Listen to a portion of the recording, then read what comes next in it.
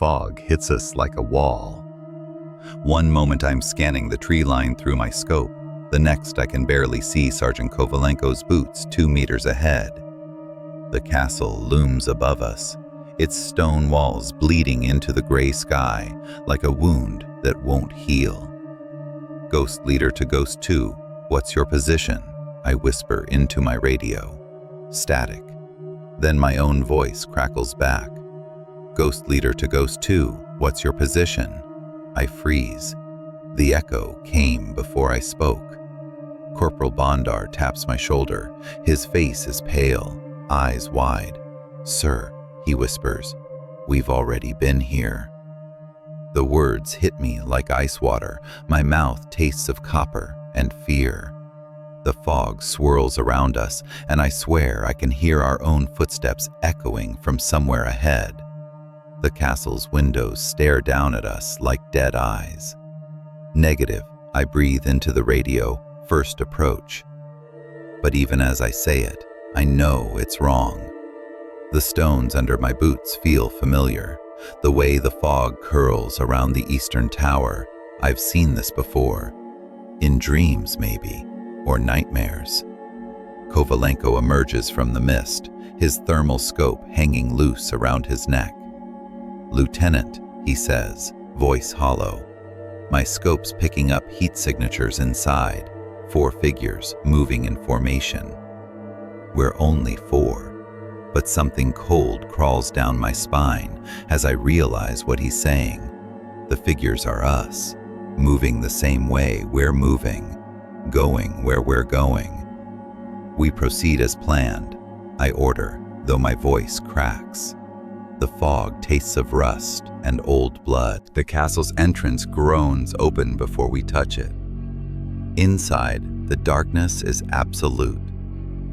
Our flashlights cut through the air like knives, revealing stone walls that seem to pulse with each breath I take. Jesus, Bondar whispers. It's snowing. White flakes drift down from the ceiling, but when I catch one on my tongue, it tastes of salt, of tears. The hallway stretches ahead, impossibly long. I count my steps, 50, 60, 70. The same portraits line the walls, noble faces with eyes that follow us.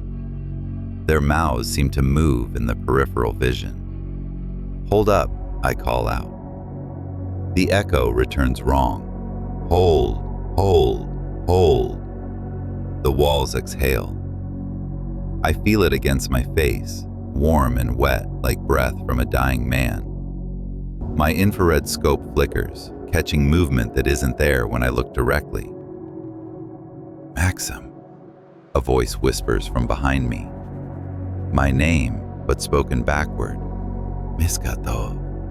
Private Doroshenko stumbles, his rifle clattering against stone. Sir, the hallway, it's getting shorter.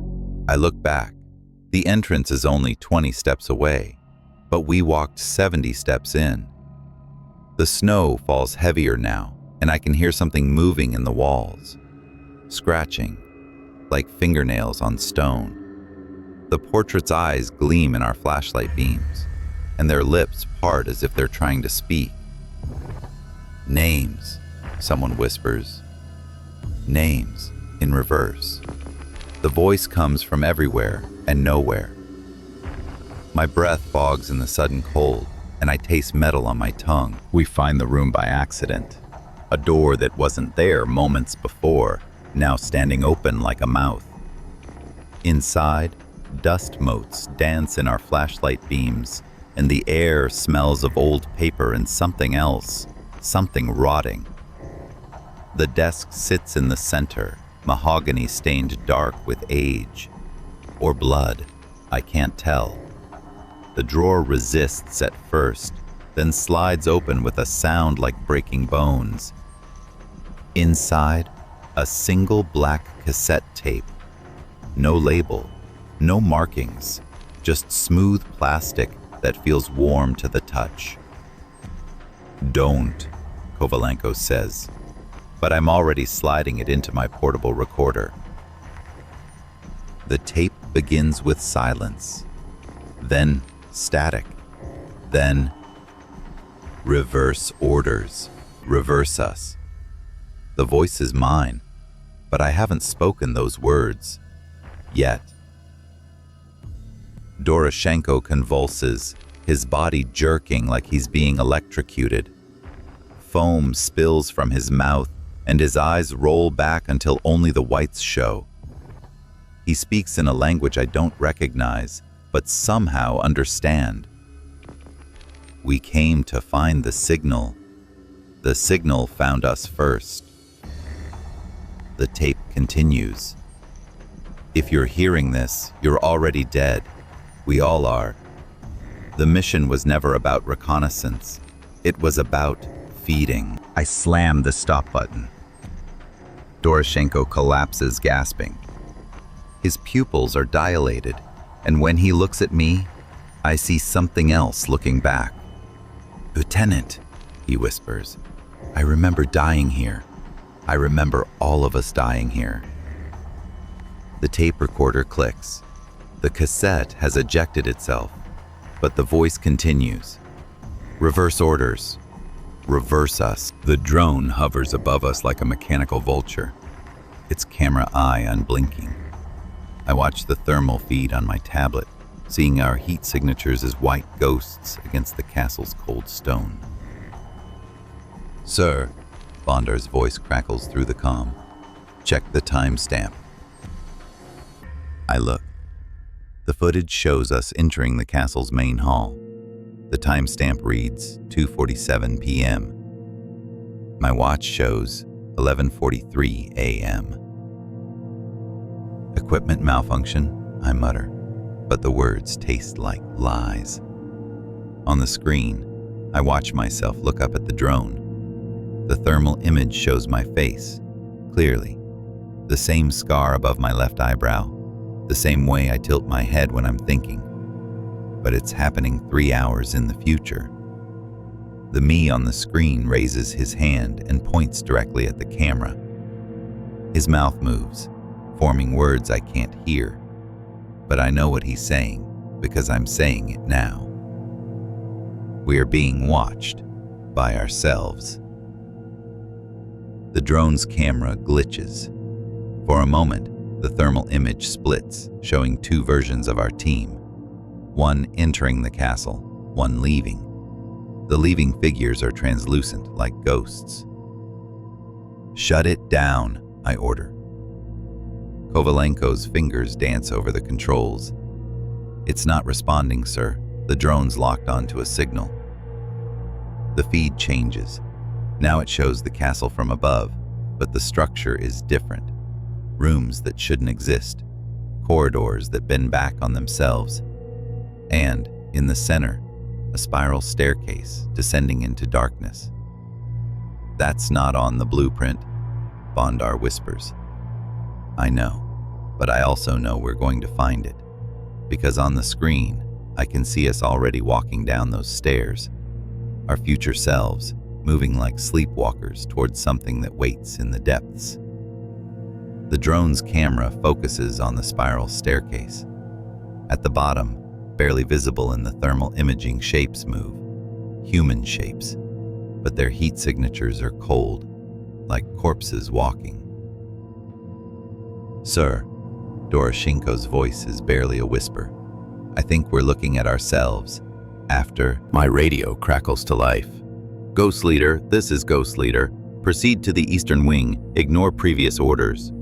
The voice is mine, but I'm not speaking. I didn't transmit that, I tell the team. They stare at me with hollow eyes. "Ghost Leader, this is Ghost Leader." The radio continues. "The tapes are the key. Find the tapes before they find you." I grab the radio. "Identify yourself. You know who I am, Maxim. You know what you have to do." The voice knows things only I know. The scar on my ribs from Mariupol. The way I count bullets when I'm nervous. The name of the girl I left behind in Kiev. "This is impossible," I whisper. "Nothing is impossible here." The voice replies, "We're in the space between seconds, between decisions. The castle doesn't exist in linear time." Kovalenko checks his equipment. "Sir, the transmission is coming from inside the castle. Eastern wing, 3rd floor. We're in the western wing, ground floor." "Ghost Leader, this is Ghost Leader. You need to understand, we're not the first team. We're not even the second. We're the echo of every team that's ever been here." The radio goes silent. Then, faintly, I hear voices, multiple voices, all mine, speaking at once. "Find the chapel. Avoid the mirrors. The tapes are alive. We never left. We never arrived." I switch off the radio, but the voices continue. They're coming from the walls now, from the stones themselves. My own voice, repeated endlessly, giving orders that contradict each other. "Move out," I command. "No," says a voice from behind me. I turn. It's Bondar, but his mouth didn't move. We stay. We've always stayed. The air tastes of static electricity and fear. My hands shake as I grip my rifle. The voices grow louder, overlapping until they become a chorus of confusion. The stairs spiral down into darkness, each step echoing with the weight of our descent. The air grows thick, humid, like breathing through wet cloth. My flashlight beam wavers, casting dancing shadows that seem to move independently of their sources. "Sir," Bondar whispers, "the walls are carved." I aim my light at the stone. Symbols cover every surface, Cyrillic letters mixed with something older, something that hurts to look at directly. But one phrase, carved deep above a sealed door, reads clearly, "Memamcy is the weapon." The door is metal, Cold War-era military issue. A radiation symbol warns of danger in 3 languages, but the Geiger counter stays silent. The door opens at my touch, revealing a chamber that shouldn't exist. Mirrors line the walls, reflecting each other into infinity. In the center, a pedestal holds dozens of black cassette tapes, arranged in a perfect spiral. "Don't look in the mirrors," I order, but it's too late. In the reflection, I see myself from behind, but I'm facing the mirror. My reflection is looking at something else. Something behind me that isn't there when I turn around. The tapes begin to move, not falling or sliding, but writhing like living things. One tape levitates from the spiral, floating toward my outstretched hand. Entry log 001 reads the label, "Ghost Company Infiltration," but we haven't made any entry logs yet. I take the tape. It's warm, pulsing like a heartbeat. The moment I touch it, the mirrors begin to hum. My reflection smiles at me, but I'm not smiling. "Play it," my reflection mouths. "Play it," echo the other reflections. Infinite versions of myself stretching into the mirror's depths. The tape recorder in my pack turns on by itself, empty, waiting. The chapel fills with the sound of my own breathing, amplified and distorted until it sounds like the breathing of giants. I'm watching myself walk away. The corridor stretches ahead, lit by flickering fluorescent bulbs that shouldn't exist in a medieval castle. But there I am, 30 meters down the hall, moving with the same tired shuffle I've carried since Bakhmut. Same torn sleeve on my left arm. Same way I favor my right leg. "Lieutenant," Kovalenko whispers, "you're right here." I know, but I'm also there, walking away from us. The other me turns a corner and disappears. We reach the corner in silence. The hallway beyond is empty, but I can hear my own footsteps echoing from somewhere ahead.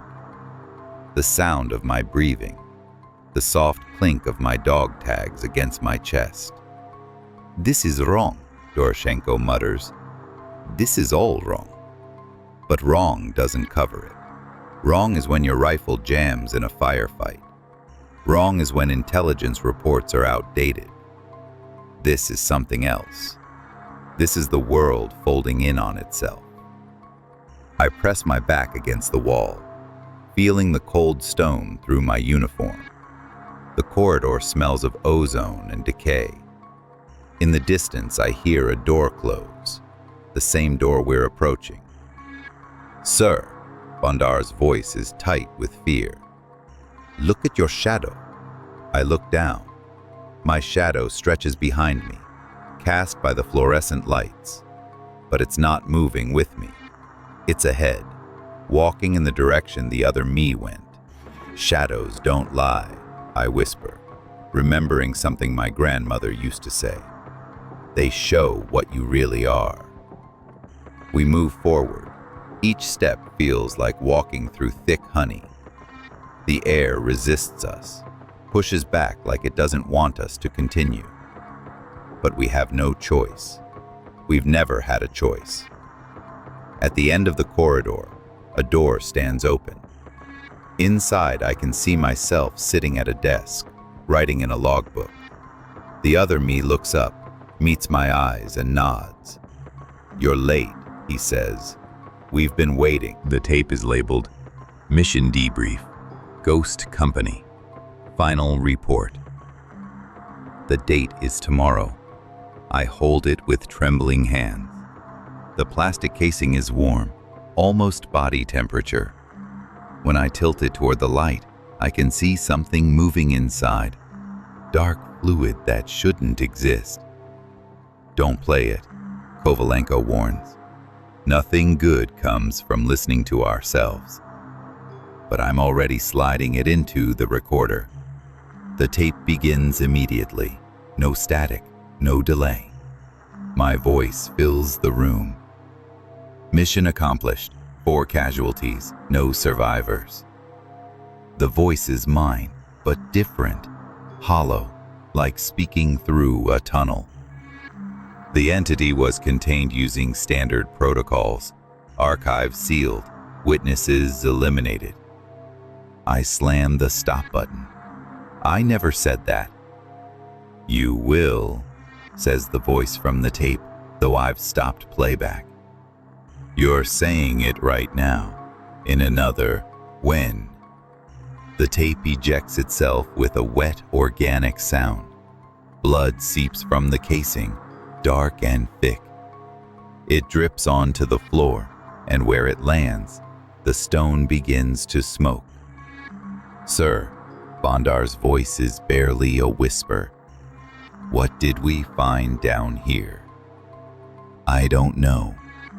But the tape knows.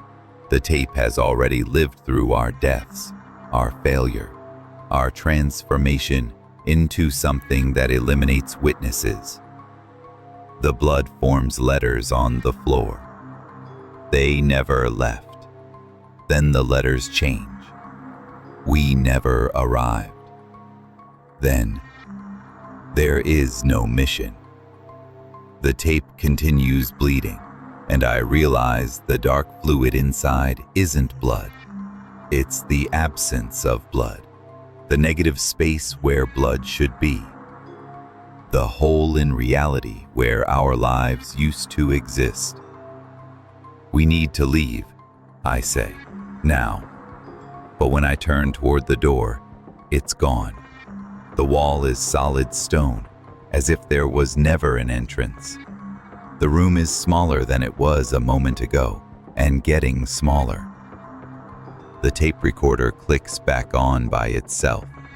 My voice emerges, different now, echoing from somewhere far away. "This is Ghost Leader, final transmission. We are the signal now. We are the weapon. We are the memory." The walls close in, and I taste metal and fear. The drone's thermal imaging shows 5 figures moving through the castle's main hall. 5 heat signatures, clear as day. But we're only 4. Equipment malfunction, I mutter, but the words feel like ash in my mouth. Kovalenko adjusts the controls. Negative, sir. All systems operational.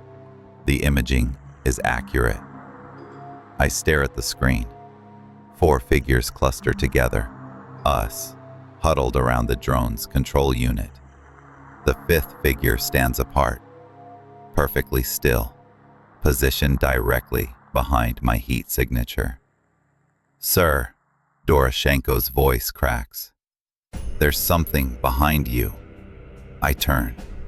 Nothing. But on the thermal display, the 5th figure mimics my movement, staying always behind me, always just out of sight. Who's the 5th man? Bondar whispers. The question hangs in the air like smoke. In the corner of my eye, I see movement. A shadow that doesn't belong to any of us. It's tall, thin, wearing what looks like a military uniform. But when I look directly, there's only empty air. Check the corridor, I order. We move in formation, but the thermal imaging shows our shadow walking separately. Sometimes ahead of us, sometimes behind. It never deviates from perfect military bearing. Never hesitates. Never looks back. In the main hall, an empty pair of boots stands at attention. Combat boots. Size 10. Same as mine. They are positioned precisely where the 5th heat signature should be. Those aren't ours, Kovalenko says. I approach the boots. They're warm, as if someone just stepped out of them.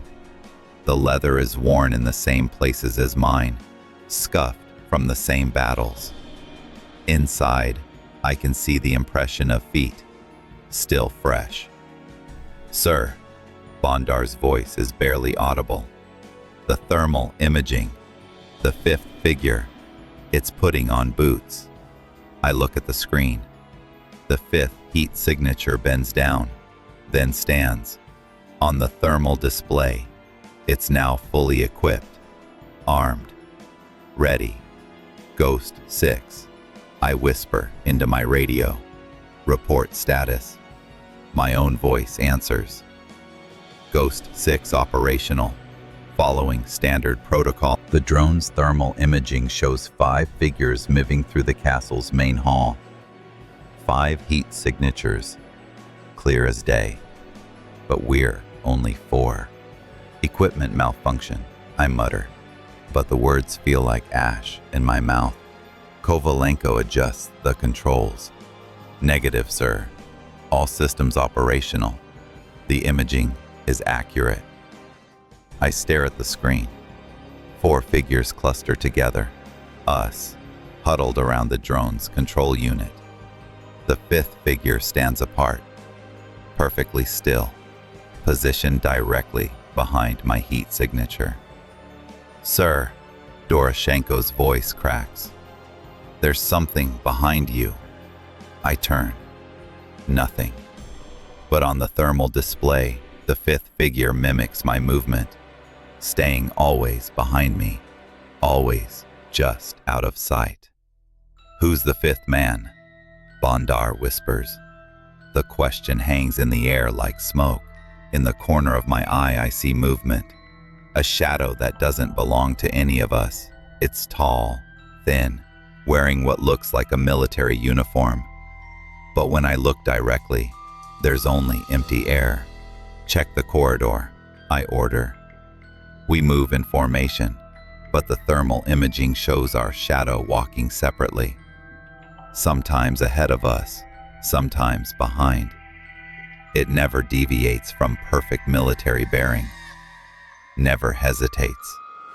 Never looks back. In the main hall, an empty pair of boots stands at attention. Combat boots. Size 10. Same as mine. They are positioned precisely where the 5th heat signature should be. Those aren't ours, Kovalenko says. I approach the boots. They're warm, as if someone just stepped out of them. The leather is worn in the same places as mine, scuffed from the same battles. Inside, I can see the impression of feet, still fresh. "Sir," Bondar's voice is barely audible. The thermal imaging, the fifth figure, it's putting on boots. I look at the screen. The fifth heat signature bends down, then stands.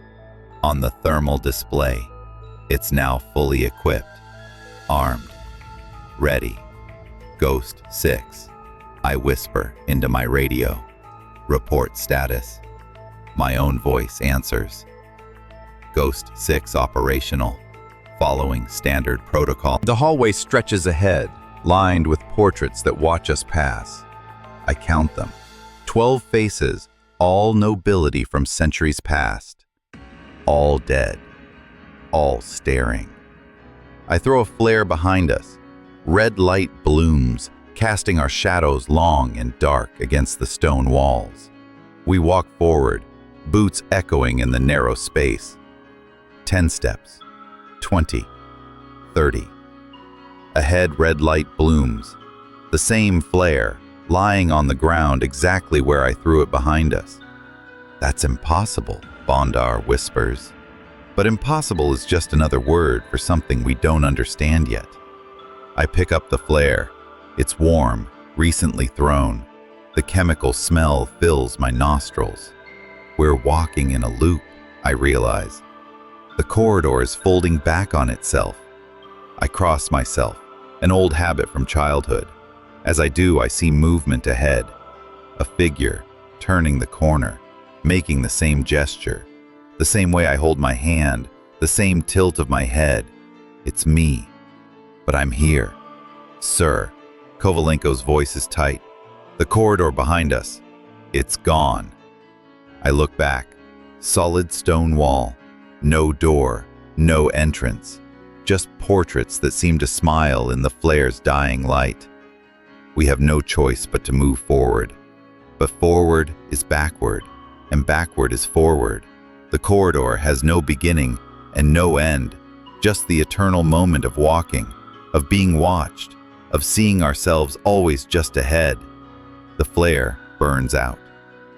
In the darkness, I hear my own voice from somewhere ahead. We're walking in a folding back on itself.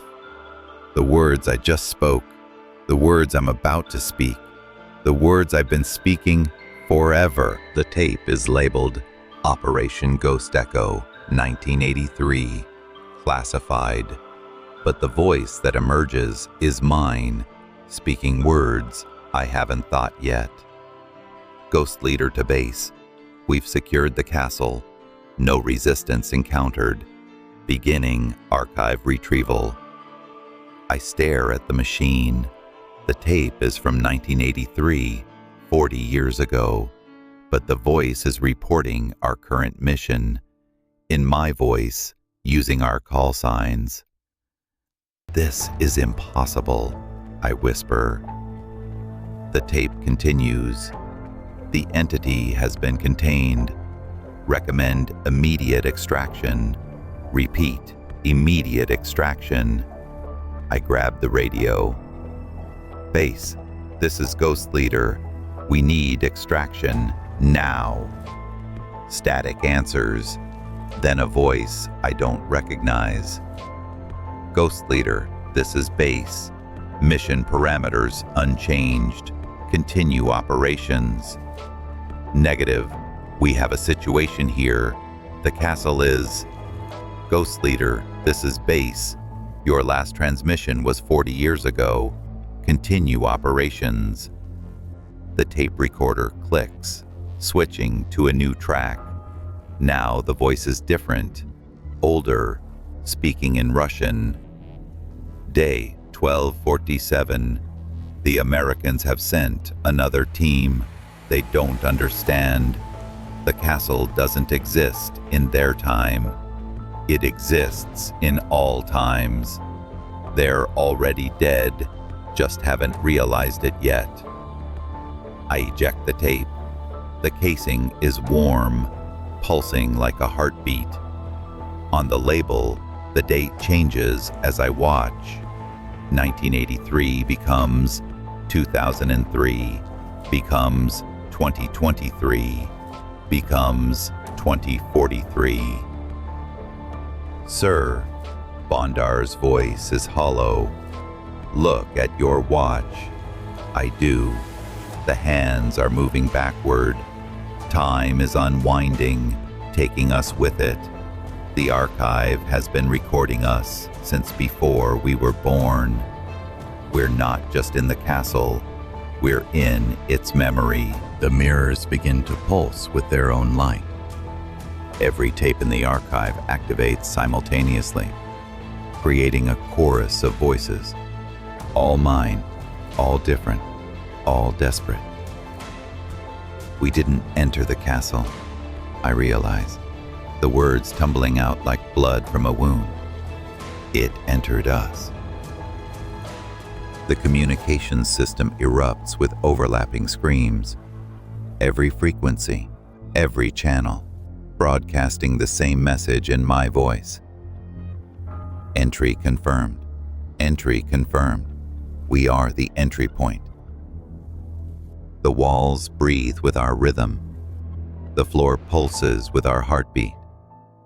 The castle isn't haunted, it's alive. And we're its newest organs, its newest memories, its newest way of experiencing the world. Sir, Kovalenko's voice is fading. I can't feel my legs. I look down, neither can I. We're becoming part of the structure, part of the signal, part of the eternal broadcast that lures new teams into the archive. Audio log 13 auto-uploads to NATO servers 3 days after our mission ends.